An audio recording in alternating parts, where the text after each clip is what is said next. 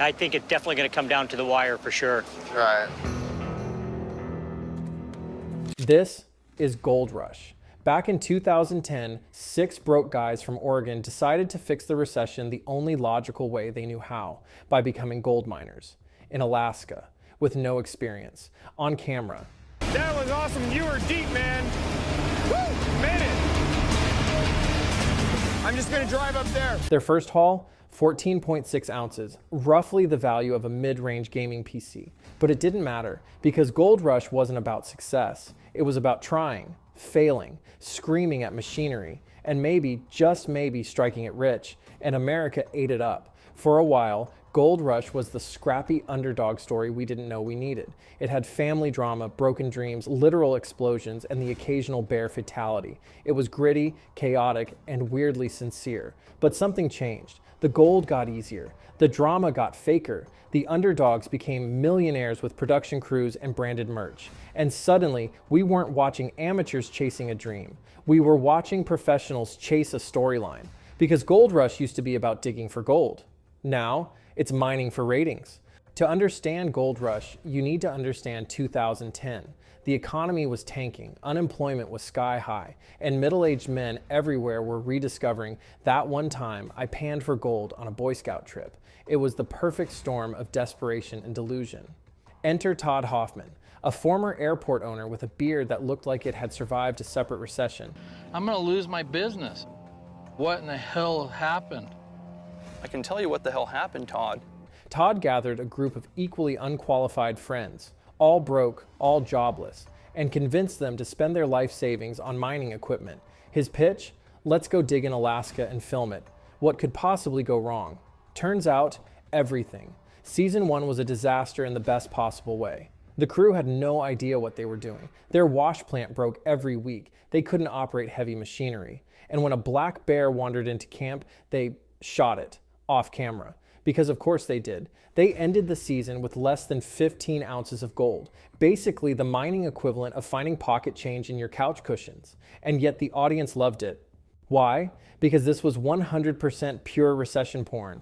Real people, real struggle, real failure. Finally, a reality show without spray tans, Lamborghinis, or producers pretending to care about the journey. Shake. Parker is sitting on top of the world. He has visions. Gold Rush felt raw, almost too raw, and the network saw gold, figuratively, at first.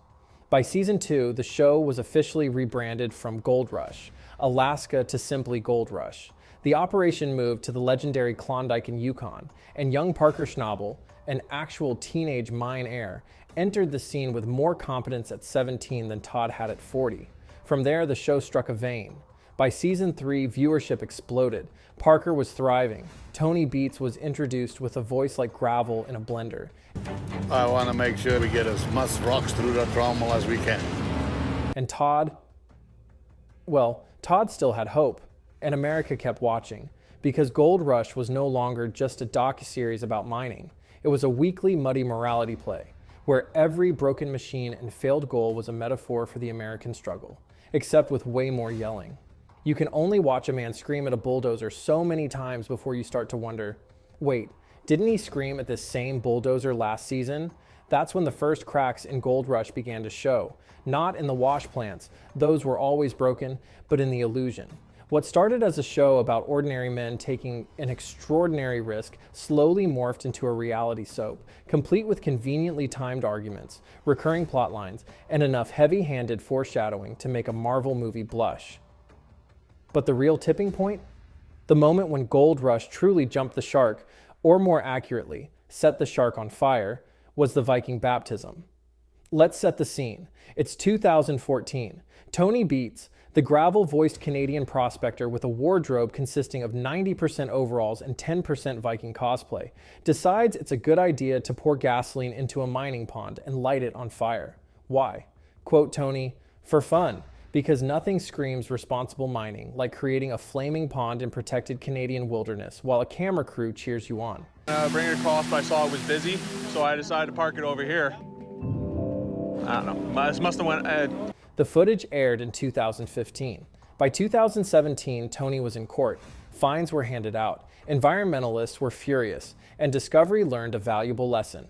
Arson makes great TV, but terrible PR. That wasn't the only explosion. In Colorado, Todd Hoffman and crew relocated to a town called Fairplay, which quickly became the most ironically named place in America. Locals were not thrilled about their peaceful mountain hamlet turning into an industrial hellscape of 7 a.m. truck noise, diesel fumes, and on-camera drama. Nice to meet you. You got some good ground here? The land is very good. There's gold in the ground. You just got to get it out. Huh. Things got so heated that in 2017, a man literally fired warning shots at the crew to get them off his land. He was arrested. The show branded him a rogue gunman. The town called it self-defense against reality TV. An activist group called Save South Park sued the county for rezoning land to allow Gold Rush to film. Even the U.S. Forest Service stepped in and said, "Guys, you can't just dig holes on federal land for funsies." Who knew? And then there were the bears. Oh, the bears. In season 1, the Hoffmans shot a black bear that wandered into camp.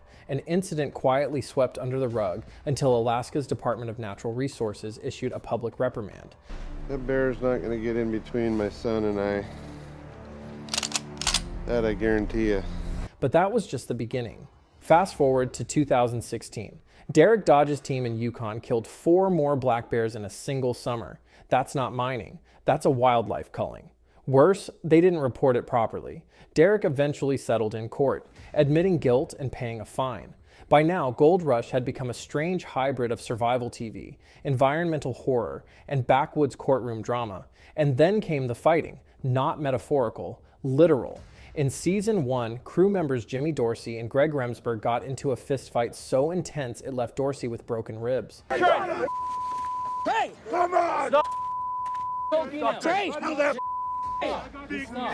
The others, in a display of adult professionalism, responded by burning his cabin down.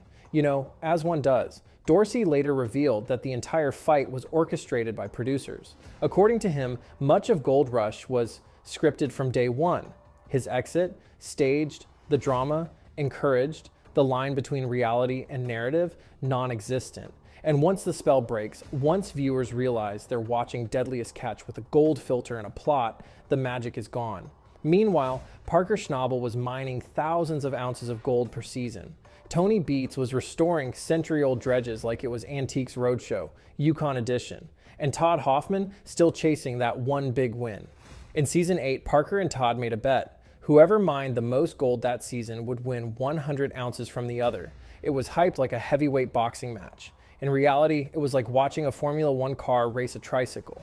Parker ended the season with over 6,200 ounces.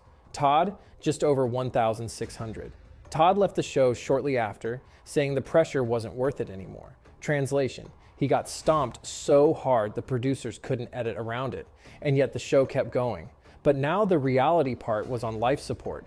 Every season had the same beats: broken equipment, ticking clock, interpersonal meltdown, last-minute success, lather, rinse, repeat.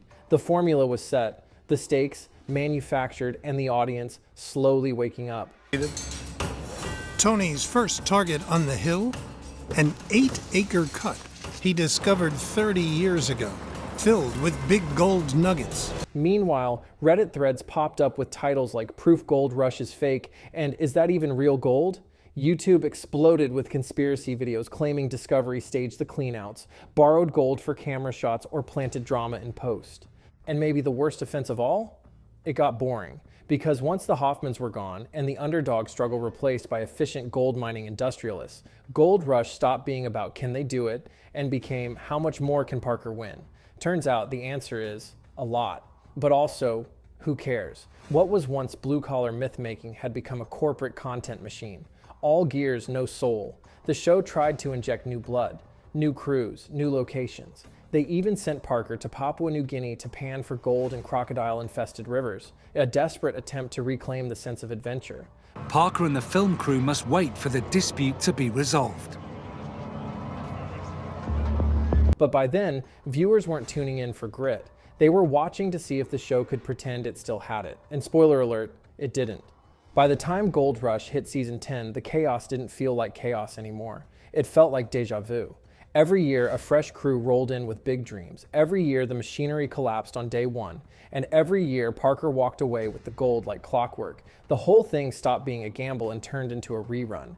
And to make it worse, the show doesn't even look raw anymore. It's been polished to the point of parody. Drone shots sweeping over muddy hills, interviews lit like prestige dramas, slow-motion dozer footage set to the kind of stock guitar riffs you'd find in a free YouTube library. What used to be documentary grit now looks like a music video no one asked for. But the real problem isn't how it looks, it's what's missing: stakes. His shaker deck lies in pieces, and Sluice-A-Lot has run out of room for tailings.